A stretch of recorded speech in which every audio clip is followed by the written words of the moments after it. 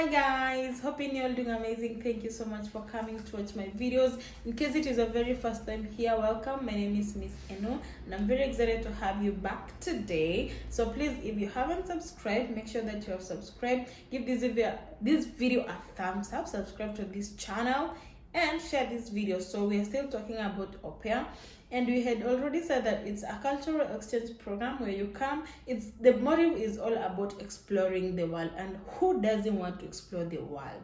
Who doesn't want to explore the world?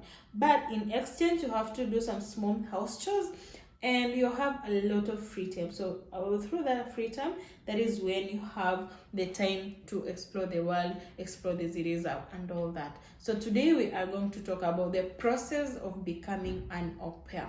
What does it entail? What do you have to do for you to become an au pair? And it is a very, very simple process, and you have to adhere to it. And of course, after doing that, you find yourself in your dream country. I've always dreamt of becoming this amazing person who is in a different place, and wahala, here I am. So currently I'm in France, and I'm going to give all the information I know. If you have another question that you need me to answer, please do that. I know you have questions, so drop them down below and I'm gonna answer them. The first thing you need to do when you are applying or when you need to be an au pair is know your destination. Choose your dream country. For example, which country do you want to go? Europe, the US. But unfortunately, Kenyan girls cannot au pair in the US, so I'm sorry for that. But mostly people come to Europe, so you choose, is it France, Switzerland, Belgium, Germany? Like, which country do you want to go? So you can choose the country depending on if you've seen it, how beautiful it is, or how they give out their pocket money. Of course, we have countries that are giving out a good amount of pocket money despite giving you the accommodation and all that. So what is your destination?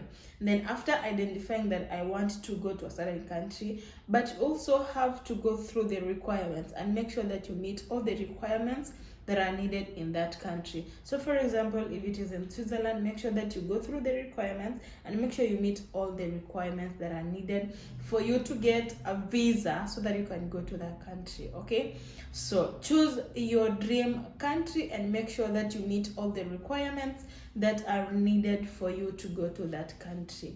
Choose your program. So in terms of the program, you have to ensure that which program you're going to use is in terms of, for example, if it is the agency, we have so many websites that are where you can meet your host family. Make sure you find a host family and make sure that you identify the program or the website that you're going to get your host family from.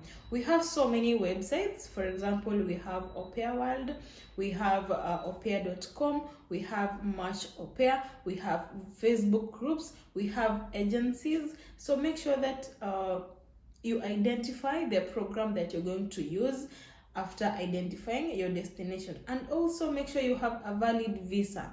You have not a visa but a passport, a valid passport. You are eligible in terms of language skills, because when you go to that family, you need to communicate with the kids and with the host family. So most of the countries require you to have at least basic knowledge skills of the language. For example, if it is in France, they need you to have basic understanding of French. Even is in Germany, they need you to have basic understanding of French, and so on. So you need to speak or to learn that language so that you can be able to be eligible for that visa. How does that one affect you? When you're going to the embassy, they require you to go with that certificate. Most probably they need the A1. The A1 is the lowest level, the basic knowledge of that language. You have to go with that A1 certificate to the embassy. But for France, they didn't require. The only thing they required in France embassy is or in the French embassy is they require you to take an enrollment letter. So the host, your host where you're going, has to send you an enrollment letter showing that you've enrolled in a school, and you're, after arriving, you're going to join a school. So that way they guarantee you a visa. But I've seen an updated version saying that you have to provide that. I'm not so sure, but I'm having some friends who are getting that visa without the language. I personally included, I got that visa without the language, but I had an enrollment letter showing that after arriving here, I'm going to be able to speak that language. So the language is very, very important, and you know, you have to be familiarizing yourself with it, so that when you come here, you have to be able to ask even for water, you know. Or after identifying your program, I've said it's either an agency or the website. Personally, I used the website, and a friend of me helped me, so it was a little bit easier for me. And you can use also the website, but with an agency, I'm going to look for an example of what you do. But here, for an agency, if as an agency from Kenya, I saw that they ask you to pay for them to give you the host. But here in France, most of them, if you find a host or an agency in France, it's the host who pays the agency to find the au pair. But if you're in Kenya and you're using a Kenyan agency, obviously the Kenyan agency is going to ask you to pay. Okay? Yeah. So you have to find that agency and submit your applications. So in that application, you're supposed to provide your information, like personal information, your name and all that. You have to make sure that you're giving out childcare experience. You have to show that you've been actively taking care of kids for 12 months. Of course, we have others who doesn't need you to have any childcare experience, but we have others who are very strict with childcare experience. That is why they go even to the agency. So you have to provide that. And then, so after filling all that personal information, your passport number and all that, you submit your application to the agency, and you wait the agency to review your information and then match you with the correct or with your preferred host, so that you can be able to get in contact. And also, if you're using the website, what you do is you go online, fill some information. They have some information that you fill. You write a letter to the host, or you can also view some hosts there. So you write a letter to the host, you fill out some personal information, your age, where you're coming from, like do you smoke, do you know how to ride a bicycle, childcare experiences, do you know, or do you interact with pets, or do you love pets and all that. And then you write a beautiful letter to the host family. And then after finishing all that, you also submit that application online, so that if a host is seeing that application somewhere,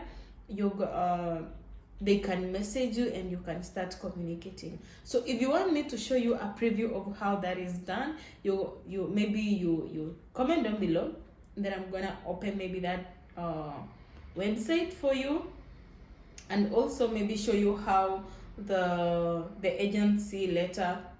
I had a contact with an agency. I think I have that a letter. Maybe I can be able to preview it and show you. So make sure that you are submitted, or you have submitted your application either to the agency or to the website, so that the agency can review it, and also the host can be able to preview your application. And if they get interested in you, they can get back on you. And also, if you get interested with the family, you can also text them first before even they get to you. So it is not a must that they are the persons or the first ones to text you. You can also reach out, and if they go through your profile, they're gonna get back to you definitely. Oof, I hope I'm making sense. Now you have had contact, it's like you're chatting, or the agency has found a host family for you, they're going to tell you that you have found a host family and this is it. So you're going to get in contact with the host family, or from the website you get in contact, you talk, you chat, you video call, you ask them questions, you ask them several questions. How are you? How many kids do they have? How old are the kids? What are the rules? If you want me to give you a version of the questions, those are the questions that you need to ask them. How old are the kids? What are the rules? Do they have, if you're smoking, you have to tell them, I'm smoking. Do you prefer someone who is smoking? I drink and I do that. What do the kids do during their free time? All sorts of questions. And they are also going to ask you questions to make sure that they are comfortable with you. If they're not comfortable with you, they are going to stop it. But if they are, they're going to proceed and maybe send you the contract, and you can go on with the process of going forward to get your visa. So make sure that you are as genuine as possible.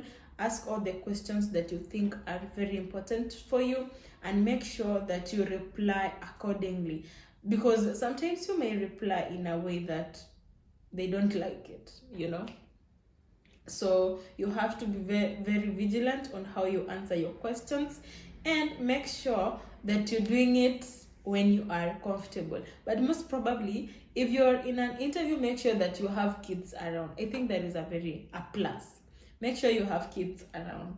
That way, it is a plus. It gives them that self feeling that you can be able to take care of the kids. Okay. And, so finally, if you feel that you are comfortable, that this is the family I have chosen, if you agree with the rules, if they are comfortable with whatever you like, because you're going to ask them several questions about the family, and if you have accepted each other,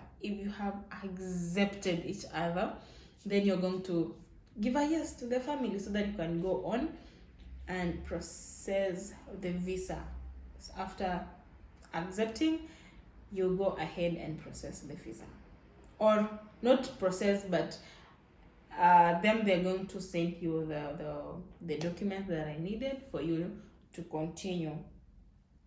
So, and then after saying yes, of course, they send you the contract, all the documents needed. You go to the embassy and make sure that you get that visa. And after getting the visa, make travel arrangements. As easy as that.